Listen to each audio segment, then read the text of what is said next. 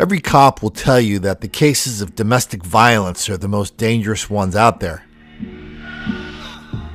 Not just to the woman or the man, but to the cop. I'm thinking of the case in Minneapolis that attracted so much national attention. I was thinking of his name was Jamari Clark.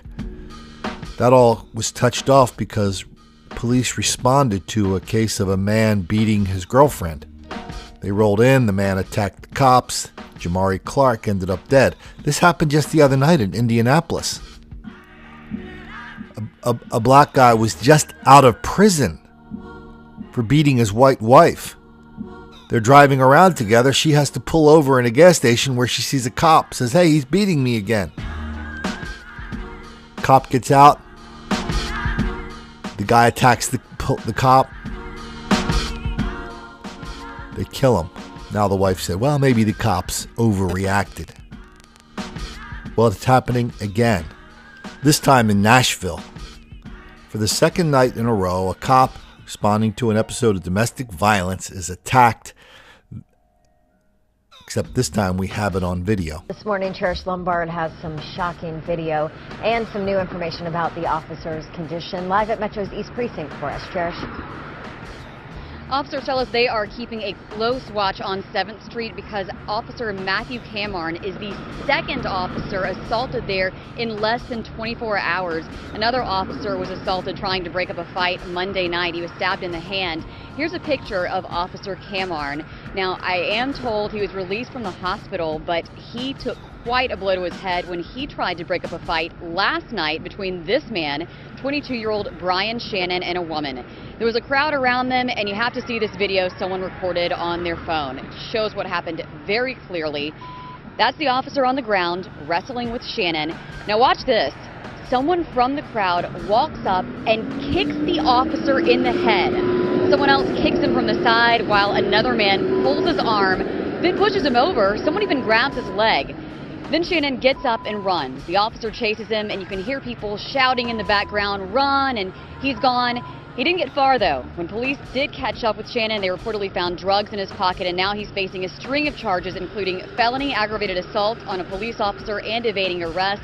There's also a 17-year-old who is facing both of those same charges. And Officer Camarn was named 2015 Police Officer of the Year because he saved a 17-year-old gunshot victim.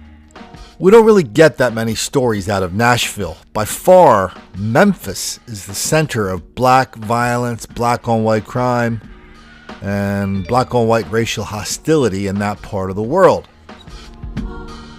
So maybe that's why when this station did this story, they just couldn't resist the temptation to totally screw it up. Here's a clip from the same station the night before the clip we just saw, where the reporter says somehow the crowd was not just kicking the cop, they were also kicking the suspect, as if somehow there were people in the crowd who were helping the cop.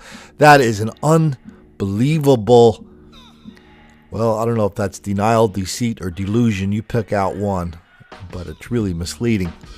This is video posted from someone who was there. You see the police officer on top of the suspect, people kicking at both of them, someone trying to pull off the officer. They all continue to struggle, and that's when they start pushing the officer once again. Now, we're told that the man he was trying to arrest, the officer was trying to arrest, had pushed a woman. This is difficult to watch, people kicking at the officer and the suspect. I don't know where anybody would get the idea that anybody was kicking that suspect in any way helping the cop, when that is not true. Here's why that's important. How many people were attacking that cop? One? The guy rolling around? 2 or 3 or 4? The people who came in, rolled him over, or the guys who kicked the cop? Or how about every single person in that crowd who was not actively helping the cop? Correct answer is C. Everybody in that crowd who was taunting, threatening, harassing, encouraging the people who attacked the cops, they were part of that violence. This is something cops all across the country are seeing every day. whether they're responding to a domestic violence in the projects, a let-out fight down at the club, something at a shopping center, something on the street, automatically a crowd forms. Automatically, everybody turns into a lawyer. Automatically, somebody starts yelling about how the cops are attacking that guy for no reason whatsoever. Very volatile, very dangerous. Sometimes it turns into this. And it becomes 10 times worse, then 10 times worse than that, then 10 times worse than that when the local reporters cannot figure out what's going on.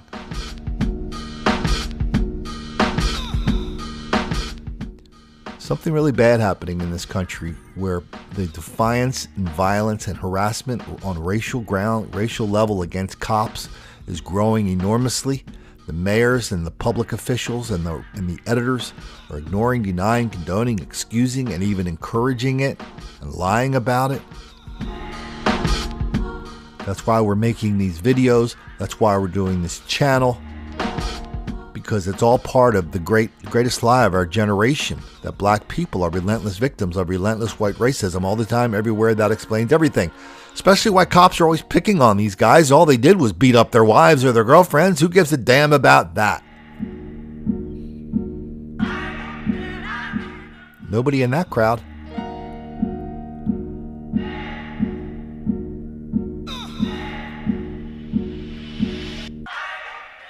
Something to think about if you ever go down to East Nashville. We're just like Memphis. You have to remember this. Don't make the black kids angry.